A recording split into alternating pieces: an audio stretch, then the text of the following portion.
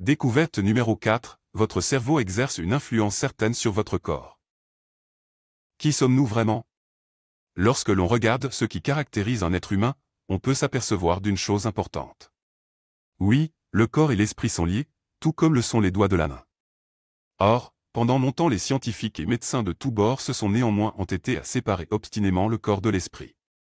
Comme si ces deux entités étaient totalement séparées l'une de l'autre. Avec le recul, c'est un non-sens total. Pourquoi? Les scientifiques de notre époque contemporaine se rendent compte d'une chose importante. Notre cerveau influence notre corps. Notre corps et notre esprit sont donc inséparables. Pensez donc à l'effet placebo. Laurent Rossi, dans son livre « La psychologie de la guérison corps-esprit », nous raconte comment l'efficacité de plus de 50% des analgésiques est due à l'effet placebo. Qu'est-ce que cela veut dire? Cela veut dire que si vous croyez qu'un médicament possède des propriétés thérapeutiques, même si celui-ci n'en possède pas, votre corps aura tendance alors à répondre à l'efficacité imaginaire du médicament. Comment pourrais-je vous prouver à quel point votre esprit influence votre corps? Eh bien en faisant ce petit test, voulez-vous? Vous y êtes.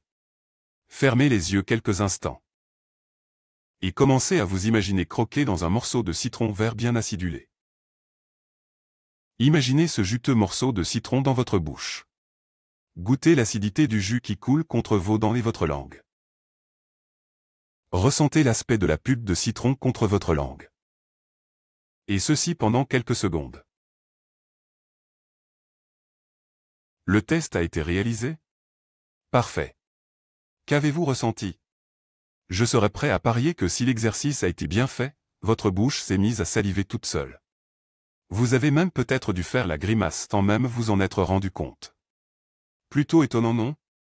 Pas tant que ça, en fait. Pourquoi? Car votre cerveau est capable d'envoyer des signaux à votre corps.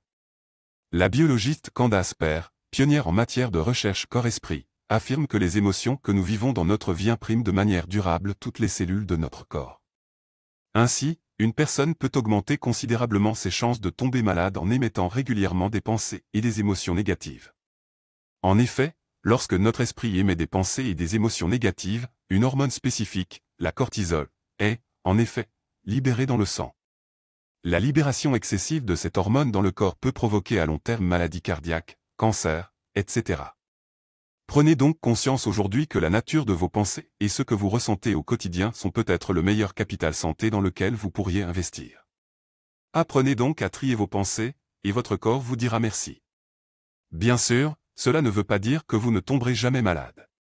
Mais en prenant soin de votre hygiène mentale, vous augmentez considérablement vos chances de prévenir les maladies psychosomatiques.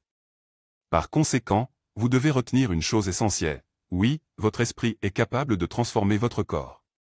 Et ce, tant de façon positive que négative. Mais une autre chose intrigue aussi les scientifiques.